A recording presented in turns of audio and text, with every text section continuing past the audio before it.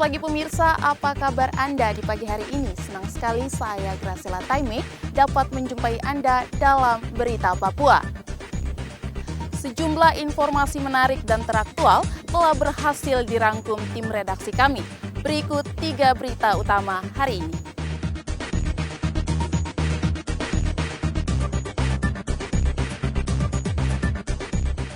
Enam petugas KPPS di Merauke reaktif COVID-19.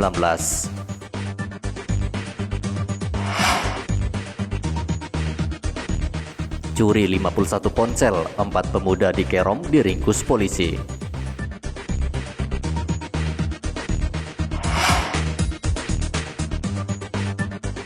Jelang Hari Raya Natal, harga daging sapi di Pasar Wamanggu Merauke melonjak.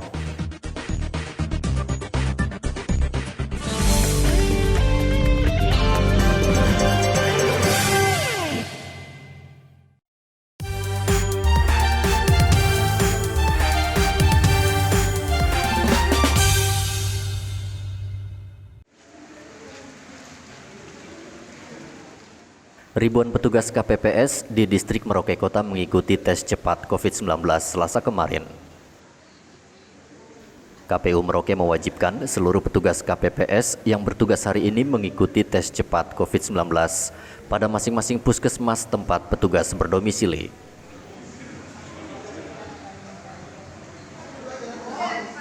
Dari hasil tes cepat COVID-19 itu, 6 orang diantaranya reaktif COVID-19. Petugas yang reaktif langsung mengikuti tes swab atau tes usap.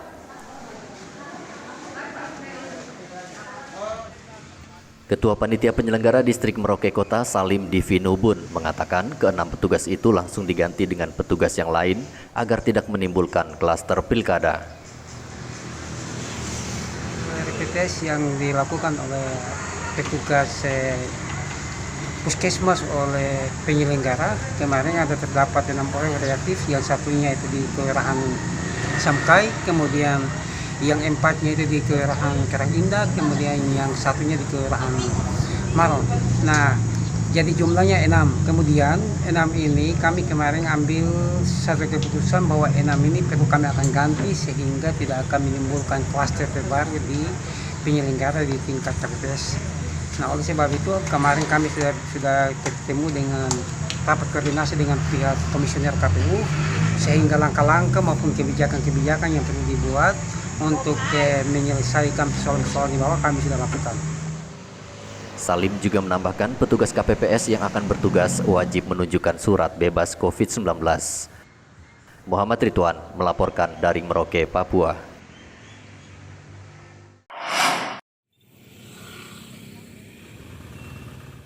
Mencegah terjadinya klaster pilkada di 11 kabupaten, Satgas COVID-19 mewajibkan seluruh petugas mengikuti tes cepat COVID-19.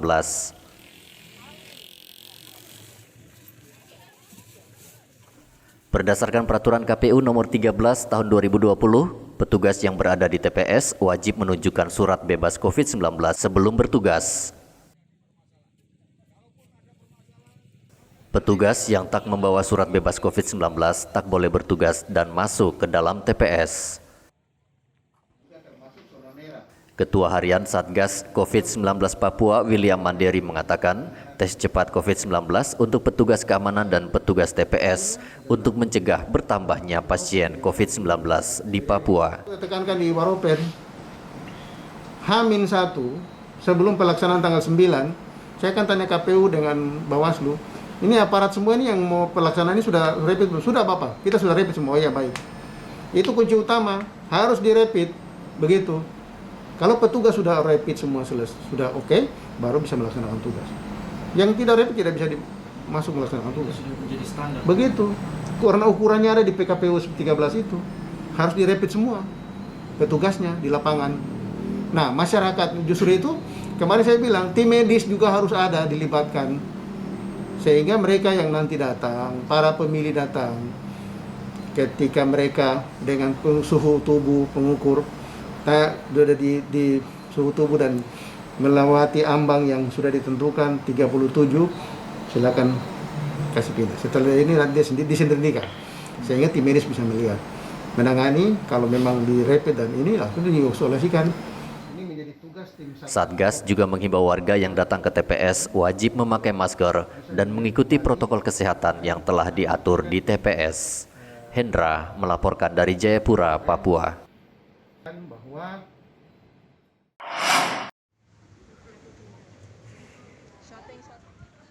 Tempat pemungutan suara mulai didirikan petugas KPPS Selasa kemarin. Sebagian besar TPS di distrik Merauke Kota menggunakan tenda sewaan, sehingga tidak membutuhkan waktu lama bagi petugas dalam mendirikan TPS. Logistik pilkada seperti surat suara dan bilik suara akan diserahkan petugas tingkat kelurahan pada Rabu pagi ini. Yang dibuat untuk saat ini nih? TPS 14. TPS 14. Iya. Di kelurahan apa ini, Pak? Seringgu Jaya. Seringgu Jaya. Ini ada berapa pemilih di sini? Kalau di sini kemarin dari jumlah DPT-nya itu 313. 313. Iya. Itu menyangkut warga di sekitar mana aja? Di sini RT 17 sama RT 18. RT 17, RT 18. 18 ya. Iya. Pak, itu ini dibangun sudah berapa hari barusan ini? Ini baru hari ini sih untuk tendanya ini baru hari Tendanya. Nah, petugas KPPS-nya dari warga sini setempat ini. Iya, atau? warga sekitar sini semua. Oh gitu, Iya. lewat PPD itu ya? Iya. Nah, ini dibangun dari sumber dananya dari mana Pak Johar ini? Kalau sumber dananya mungkin ketua KPPS-nya yang lebih pas ya. Oh gitu, tahu ya? Iya. Salah satu warga Seringgu Jaya mengaku senang karena TPS berada dekat dengan tempat tinggalnya. Iya, ini kan ada dekat rumah Ibu ya. Ibu gimana? Artinya ini kan TPS-nya dekat. Senang atau gimana, Bu? Enggak merepotkan ya? Enggak merepotkan. Ibu sudah siap pencoblosan besok? Lusa? Insya Allah. Insya Allah sudah. Di sini ada berapa warga, Bu? Yang di sekitar situ? 3 orang. Oh, di Sementara itu, polisi mengawal ketat logistik pilkada yang berada di setiap kantor kelurahan di Merauke. Setiap kantor kelurahan dijaga puluhan polisi bersenjata lengkap. Polisi mengantisipasi adanya kecurangan atau provokasi kelompok yang tak ingin pilkada berjalan aman dan lancar. Pesta demokrasi di Merauke diikuti 3 paslon dengan jumlah pemilih 138.348 yang tersebar di 20 distrik. Muhammad Ridwan melaporkan dari Merauke, Papua.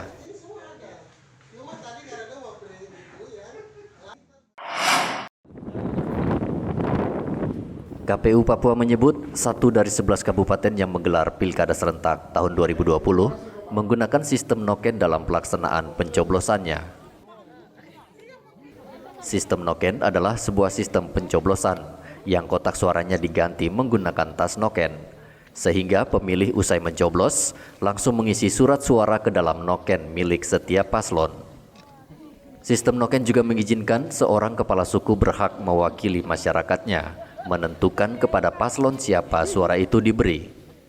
Ketua KPU Papua Theodorus Kosai mengatakan Kabupaten Yaukimo dengan total 51 distrik, hanya 1 distrik yang menggelar sistem nasional, sementara 50 distrik lainnya menggunakan sistem noken. Noken itu hanya terjadi di Yaukimo. Yaukimo ini kan 51 distrik. Dari 50 distrik, itu 1 distrik tidak menggunakan sistem noken. Yaitu distrik DKI.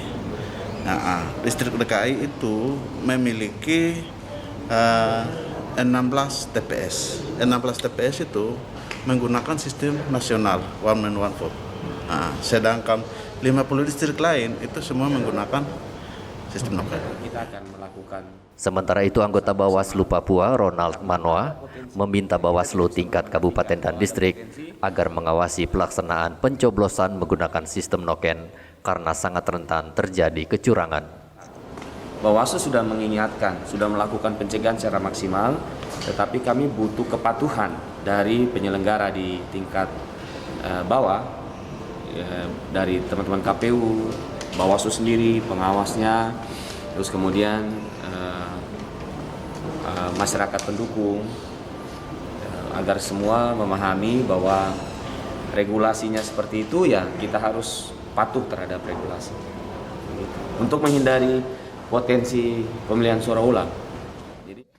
Kabupaten yang menggunakan sistem noken dalam pilkada serentak tahun 2020 mendapat perhatian khusus dari polisi karena sangat berpotensi menimbulkan konflik. Hendra melaporkan dari Jayapura, Papua.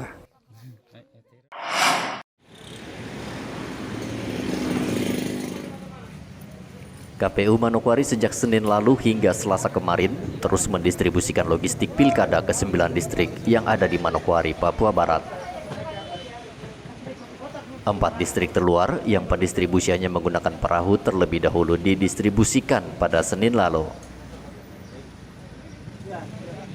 Sementara distrik yang bisa dijangkau menggunakan jalur darat baru didistribusikan Selasa kemarin. Polisi mengawal ketat proses pendistribusian logistik mulai dari kantor KPU hingga ke kantor distrik. Ketua KPU Manokwari Abdul Muin mengatakan pendistribusian logistik sudah sesuai jadwal KPU dan seluruh logistik saat ini telah berada di kantor distrik serta kelurahan. Distribusian logistik khusus untuk Manokwari, Kabupaten Manokwari dari 9 distrik yang ada di Kabupaten Manokwari, 8 distrik telah kami distribusikan yang sudah sampai di tingkat PPD dan PPD sudah mendistribusikan ke tingkat KPPS hari ini, dan yang terakhir distrik terakhir adalah distrik Manokwari Barat, karena distrik Manokwari Barat ini berada di tengah kota Kabupaten Manokwari yang akan kita distribusikan langsung ke KPPS-nya masing-masing dan didampingi oleh PPS maupun PPD yang ada di Kabupaten Manokwari, dan diperkirakan hari ini juga akan selesai dan siap untuk pelaksanaan pada tanggal 9 Desember besok. Kakak, untuk selama pendistribusian tidak ada kendala, Kakak? Sejauh ini kemarin kita pada saat mau pendistribusian pagi hari, semula kita jadwalkan untuk 6 distrik terluar kita jadwalkan jam 8 pagi, namun pada saat siap pendistribusian kita pemuatan ternyata turun hujan, cuaca agak mendung dan hujan di beberapa daerah, khususnya di distrik terjauh di Sidey, Masni, Warmare, dan Pravi, sehingga kami tunda pendistribusiannya kemarin. Semula yang kita jadwalkan jam 8, ternyata kita baru pendistribusiannya jam 2 siang. Namun hari ini ke 6 distrik tersebut mereka sudah pelaksanaan atau pendistribusian langsung sampai di KPPS masing-masing. Ketua KPU juga menghimbau warga tidak takut datang ke TPS dan tetap menerapkan protokol kesehatan secara ketat dan disiplin. Pilkada Manokwari diikuti 2 paslon dengan jumlah 136.395 pemilih yang tersebar di 493 TPS. Dari 14 kabupaten yang ada di Provinsi Papua Barat, 9 diantaranya menggelar pilkada serentak tahun 2020. Edi Musahidin melaporkan dari Manokwari, Papua Barat.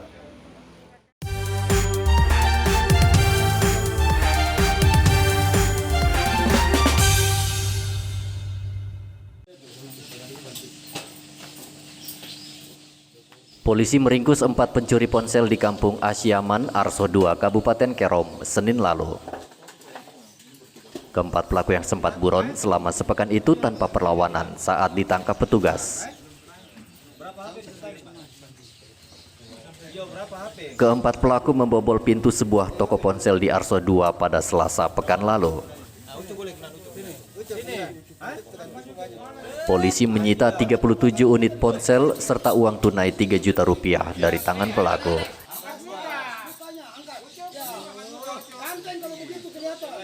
Kasat Reskrim Polres Kerom, Ibtu Bertu Anwar mengatakan pengungkapan kasus pencurian ponsel itu bermula dari penangkapan 1 tersangka yang kemudian menunjukkan pelaku lainnya. Tim berhasil mengamankan salah satu pelaku yang sedang melintas di mata jalan Arso 2 atas nama Yusuf dengan BB 1 buah HP merek Oppo. Setelah itu dilakukan pengembangan.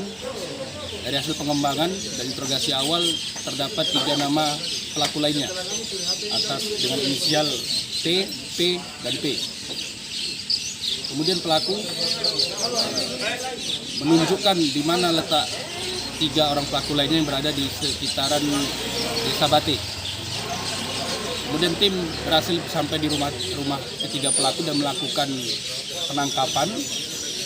Setelah melakukan pencarian barang bukti, alhamdulillah mendapatkan 36 HP lainnya dan uang tunai sebesar 3.400.000.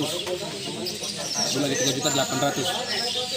Sampai sekarang sudah berhasil diamankan 4 orang tersangka dengan barang bukti 36 7 handphone berbagai jenis dan juga uang tunai sebesar 3.800.000. Selanjutnya tim akan tetap mencari pelaku lain, mengembangkan pelaku lain ataupun BB lainnya masih ada di sekitaran Arso. Atas perbuatannya, keempat pelaku dijerat dengan pasal 363 KUHP dengan ancaman hukuman penjara maksimal 7 tahun. Dari Kabupaten Kerom, Papua, Arthur melaporkan.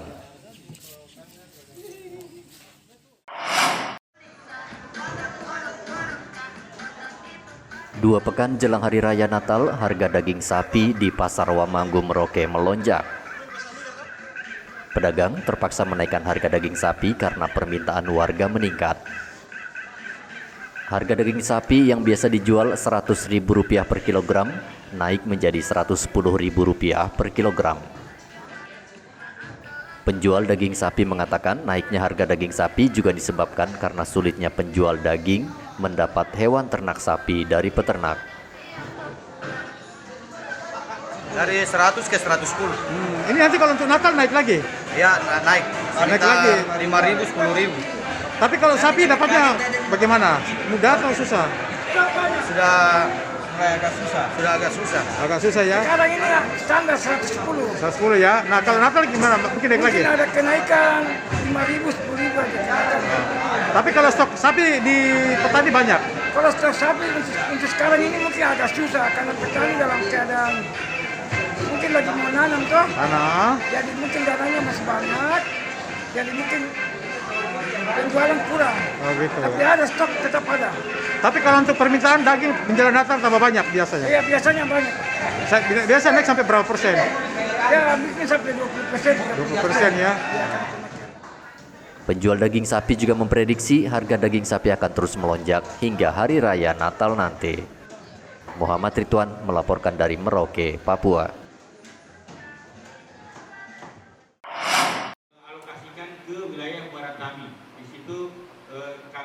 Jelang Hari Raya Natal, puluhan anggota DPRD Kota Jayapura Selasa kemarin mendatangi kantor PDAM untuk mengecek langsung kesiapan PDAM dalam menyalurkan air bersih pada masyarakat.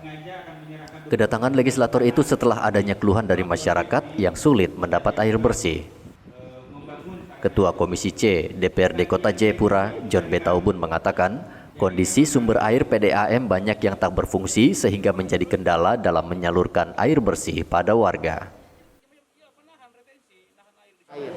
Ya kita harus memahami bahwa faktor alam dan juga kondisi alam akhir-akhir ini sehingga belum sepenuhnya penyediaan air itu kepada semua masyarakat.